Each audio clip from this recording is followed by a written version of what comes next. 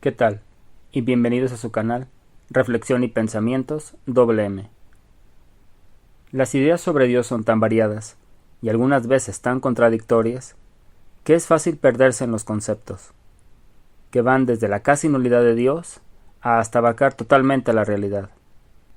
De este último postulado analizaremos el panteísmo, en uno de sus máximos representantes, el filósofo Baruch Spinoza. Una muy breve biografía. Baruch Spinoza nació en Ámsterdam en 1632, con el nombre judío de Baruch. Recibió una estricta educación.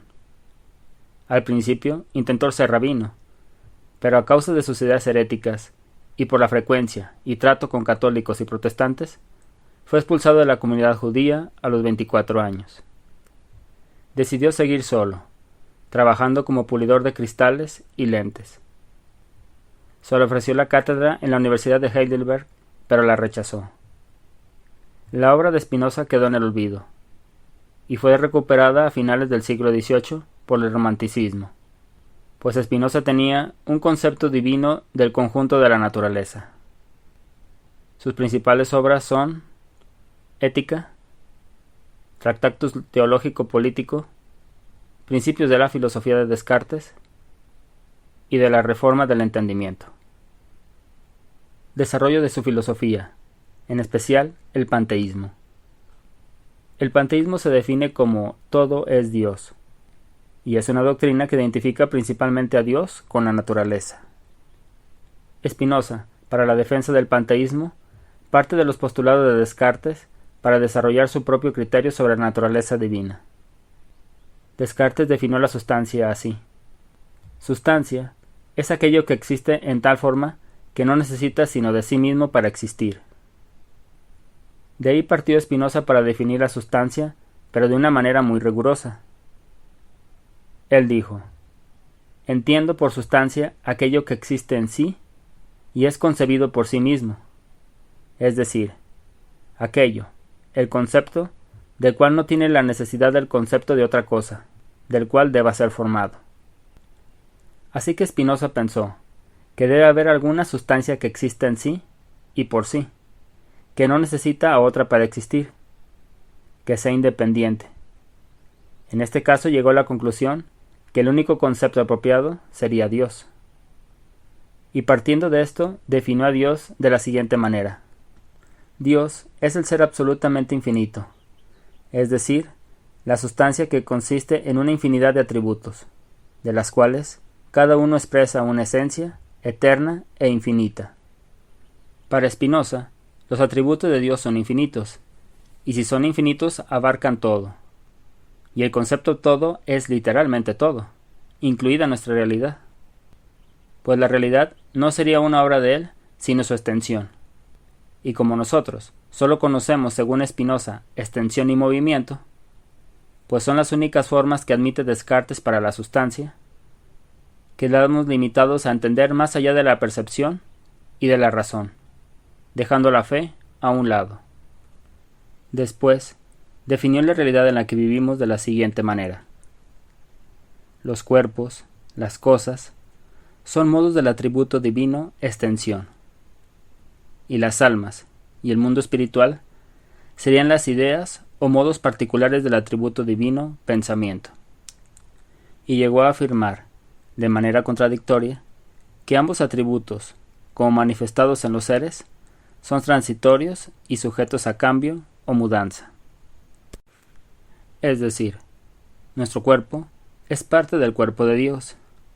Nuestra alma es parte del pensamiento de Dios.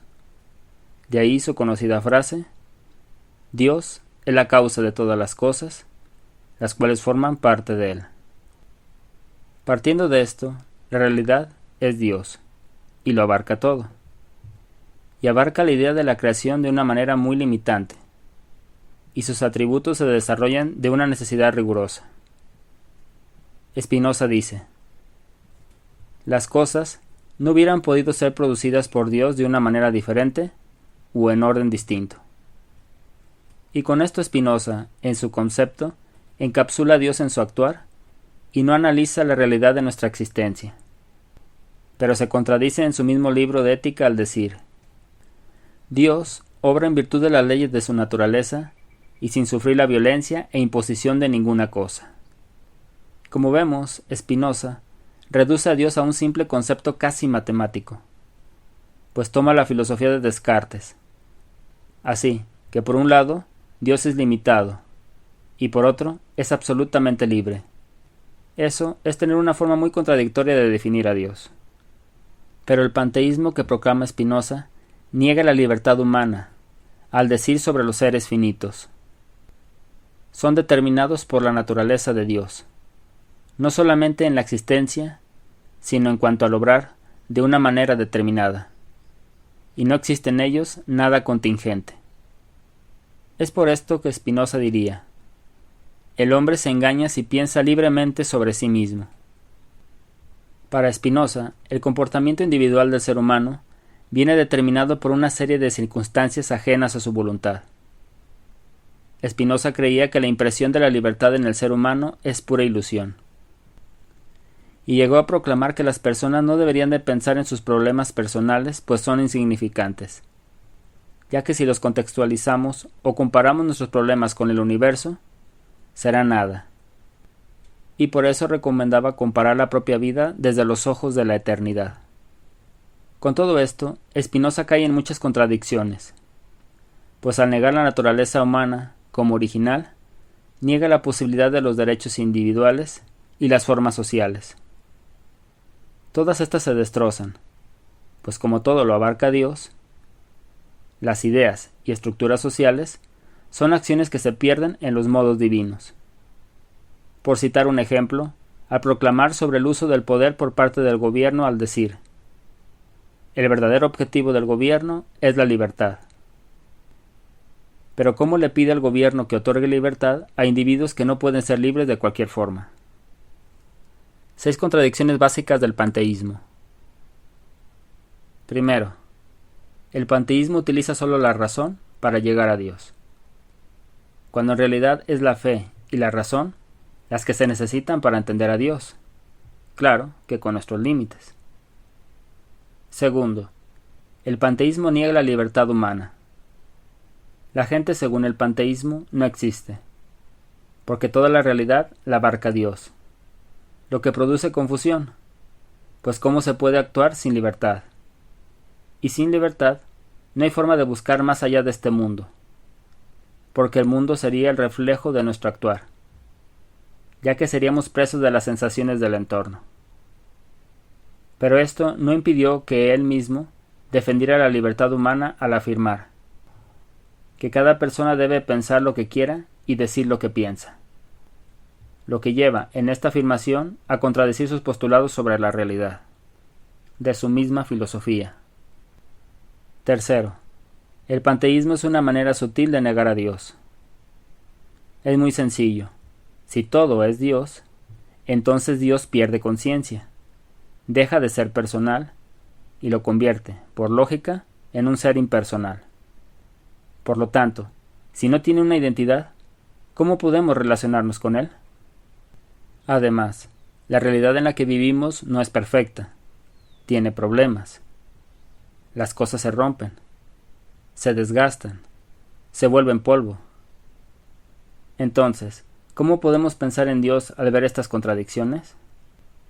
Así, fácilmente, viendo la imposibilidad de ver el infinito en esta realidad, se puede plantear que Dios y la nada son lo mismo, puesto que los conceptos extremos se parecen entre sí, lo que esto genera más confusión que certeza. Cuarto, el panteísmo niega el mal. Porque si nosotros somos parte de Dios, nuestras acciones no serán malas, porque vienen de Dios. Por lo tanto, el sentido del bien queda anulado. Además, ¿cómo podemos compaginar a Dios con el mal? Eso sería perverso e ilógico. Y además, nosotros no podríamos ser malos, puesto que no seríamos libres para actuar. Y lo que no es libre, no puede equivocarse, porque no le quedó otra salida para hacer el acto malvado o bueno que haya realizado. Quinto, el panteísmo niega la realidad. porque convierte la existencia en un solipsismo, o imaginación de Dios, puesto que el solipsismo se define como existo yo, y todos los otros entes, personas o cosas son solo mis ideas. Por lo tanto, si somos solamente imaginación de Dios, sin libertad ni personalidad propia, ¿cómo podemos definir la realidad? Sexto, el panteísmo de Spinoza reduce a Dios y nuestra realidad a moldar toda una precisión matemática, utilizando la geometría como base para envolver el todo. Y así Dios y los seres deben, según su postulado, tener una relación numérica entre sí, con una necesidad de lógica matemática, partiendo así en un error, como si la matemática fuera el único criterio de certeza de la realidad. Conclusiones. La filosofía de Spinoza está llena de contradicciones y no encaja con la realidad, puesto que los conceptos de ésta son muy simples, no llegan a ningún lado. Pero esto no eximió a pensadores como Sigmund Freud, Einstein, a artistas como Goethe, George Eliot, o filósofos como Hegel, Schopenhauer, Nietzsche o Bertrand Russell a afirmar positivamente de su filosofía, al grado tal que el filósofo lógico positivista Bertrand Russell dijo que él, Spinoza, es el más noble y loable de entre todos los grandes filósofos. Pero claro, cuando personas como Bertrand Russell, que no creían en Dios, su afirmación de grandeza de una filosofía que no estaba en sus creencias, simplemente tendrá una intención doble en sus conceptos. Se dice que la verdad es adecuar la mente a la realidad. Todo concepto de Dios, aunque sea noble, poético o hasta artístico, tendrá que pasar por muchos filtros, pues los buenos deseos no son suficientes para entender la realidad. La filosofía de Spinoza simplifica la realidad hasta el punto tal de negarla.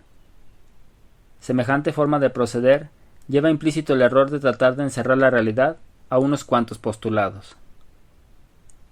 Hasta aquí este video. Gracias por brindarme de tu valioso tiempo. Si te gustó, te invito a suscribirte a mi canal, brindarme un me gusta y activar la campanita. Te invito a compartirlo, pues las reflexiones y pensamientos son como las aves, que necesitan migrar para así poder crecer y desarrollarse. Ten paciencia, ánimo y que Dios te bendiga.